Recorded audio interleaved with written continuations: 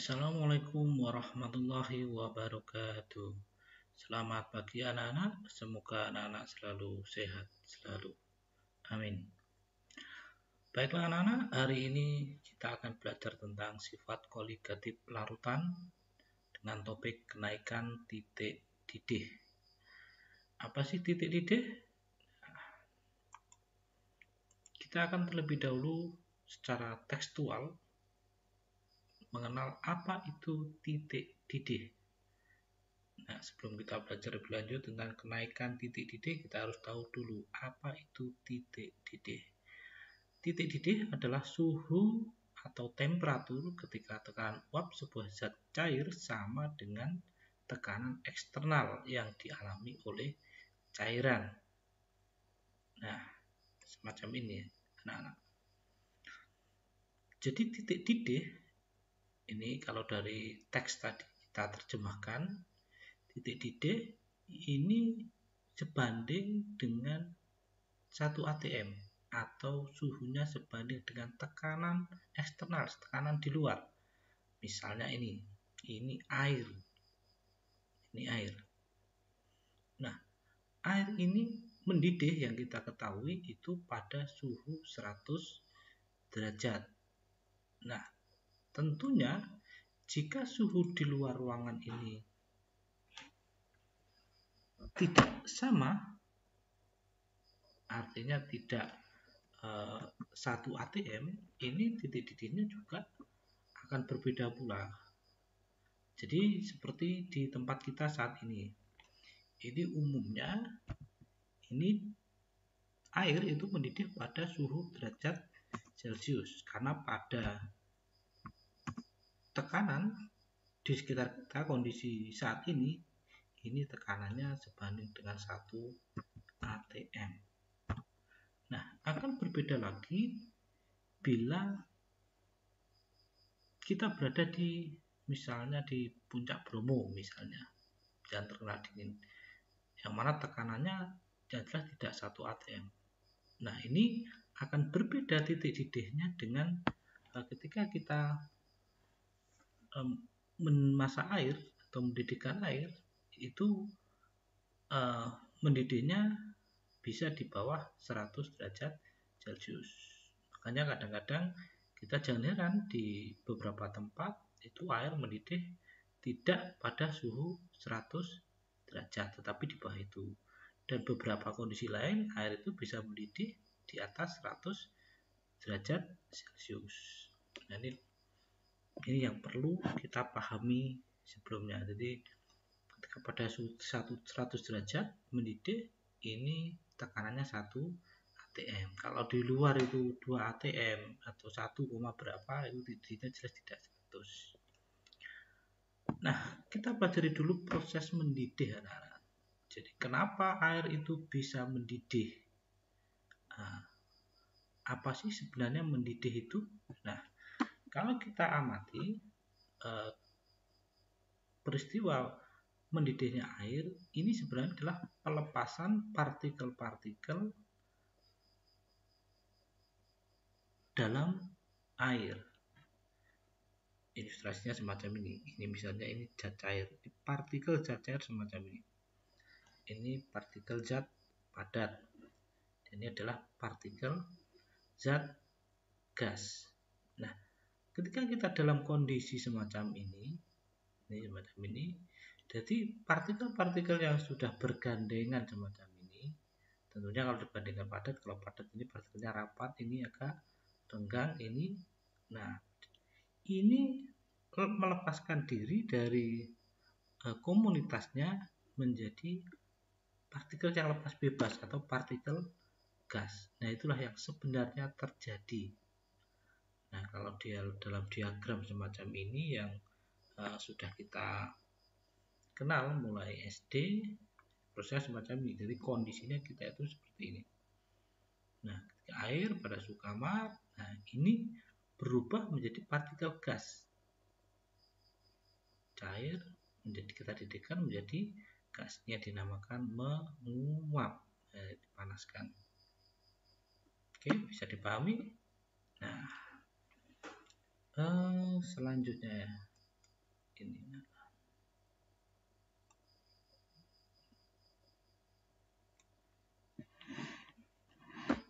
Kenaikan titik didih. Nah, ini ada dua contoh anak-anak. Ini air, ini larutan sukrosa, artinya air dengan zat terlarut sukrosa. Nah, kita panaskan. Nah, ketika kita panaskan anak-anak, tentunya molekul-molekul atau partikel air ini akan memisahkan dari sini sehingga menjadi semacam ini. Nah, sedangkan larutan sukrosa atau larutan gula sama memisahkan. Nah, dengan jumlah kalor yang diberikan atau panas diberikan sama, asumsinya sama, waktu yang sama. Nah, mana yang lebih cepat mendidih? Nah, tentunya yang lebih cepat mendidih adalah air atau pelarut. Kalau sukrosa, larutan gula, ini akan mendidih ya beberapa detik atau beberapa menit kemudian. Apa artinya di situ? Nah, artinya titik didih sukrosa atau larutan ini lebih tinggi dibandingkan titik didih air. Bisa dipahami anak-anak? Nah, selanjutnya titik didih air atau pelarut nanti kita lambangkan dengan TBL. Nah, TBL apa itu TBL? Titik didih pelarut.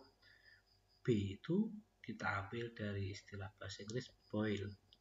BOIL. Nah, titik didih larut. Sedangkan larutan ini kita lambangkan selanjutnya adalah TBL, titik didih larutan. Nah, dari penjelasan tadi bisa kita pahami, kita jelaskan bahwa titik didih larutan itu lebih tinggi dibandingkan titik didih pelarut. Semacam ini. Nah, untuk mengetahui kenaikan, seberapa banyak kenaikannya, ini bisa dihitung secara matematis, kita hitung selisihnya. Jadi yang besar TBL dikurangi TBP. Ini rumusnya. TBL dikurangi TBP. Ya. Jadi kenaikan titik didih adalah, nah ini menggambarkan fenomena bahwa titik didih dari cairan suatu pelarut akan lebih tinggi ketika senyawa lain ditambahkan, yang berarti larutan akan memiliki titik didih yang lebih tinggi daripada pelarut murninya.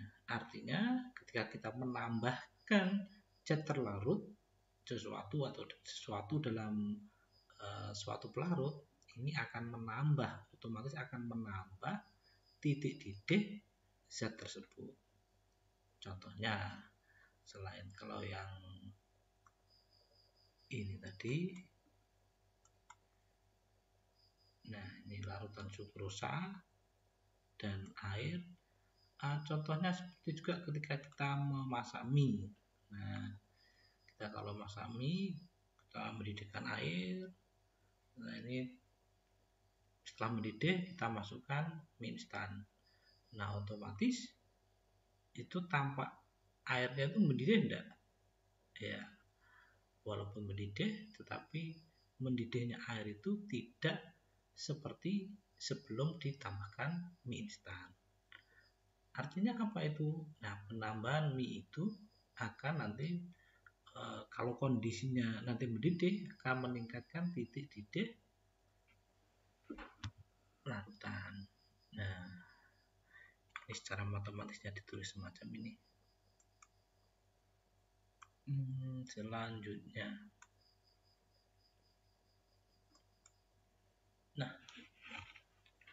Untuk menghitung kenaikan titik-titik, selain kita menggunakan rumus tadi, menghitung selisih pelarut dan larutan, kita juga bisa kita gunakan ini delta TB KB kali M. M ini adalah konsentrasi molal, KB adalah tetapan titik didih. Nah, tetapan titik didih ini setiap pelarut ini berbeda-beda. Nah, kita lihat ini beberapa larutan aseton, ini titik didihnya 52,6, KB-nya 1,71, benzena 80,1, KB-nya 0,253. Ini air titik didihnya 100, KB-nya 0,52. Jadi nanti ketika kita menggunakan tetapan titik didih ini, ya yang harus kita perhatikan itu adalah apa nih, pelarutnya. Langsung saja kita ke contoh soal.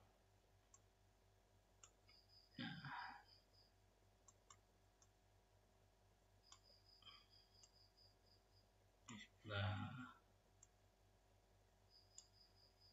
ini berapa massa glukosa jika suatu larutan glukosa dengan mR 180 dalam 3 kg air, KB-nya 0,52. Kalau kita lihat tadi di tabel, ini tetapan air, karena pelarutnya air, KB-nya 0,2. Jadi anak-anak tolong diperhatikan, KB ini menyesuaikan pelarut. Jadi tidak harus 0,52. 0,52 ini KB untuk air. Ternyata mendidih pada suhu 100,64. Ini apa ini?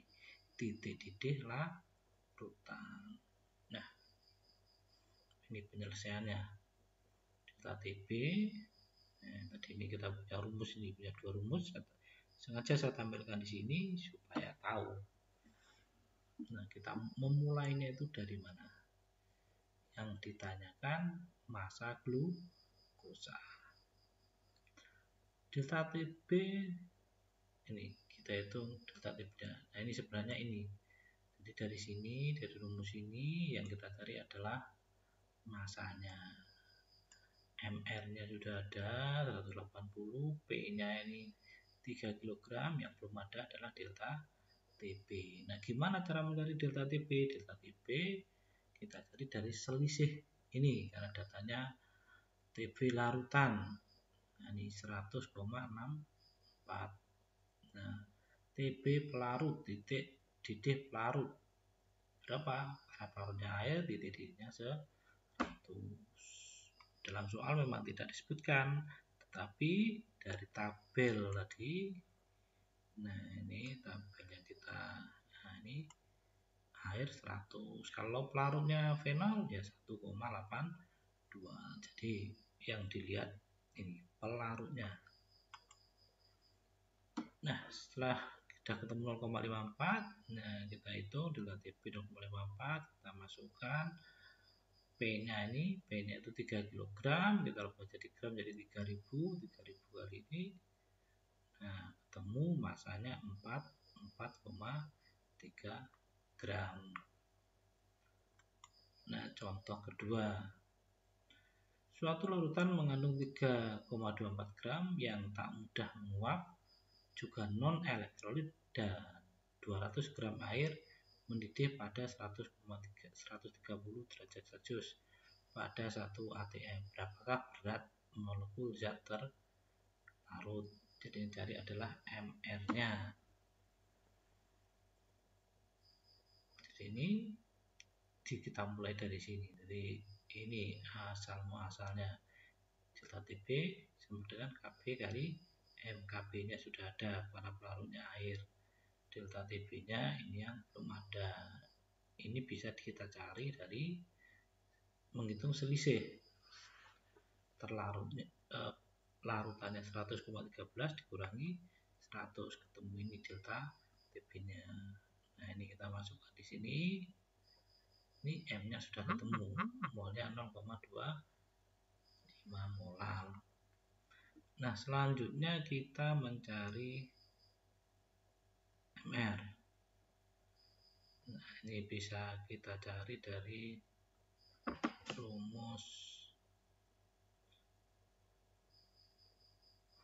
molar, mol per massa larut. Nah, atau bisa kita hitung ini molnya kita hitung 0,5. Nah, MR-nya itu dari gram per mol. Nah, sudah ketemu semacam ini. Bagaimana anak-anak? Mudah sekali kan belajar kimia? Nah, baik, sebelum saya akhiri, saya sampaikan untuk anak-anak tetap belajar. Untuk pertemuan ke depan kita akan belajar penurunan titik beku. Terima kasih, tetap semangat. Assalamualaikum warahmatullahi wabarakatuh.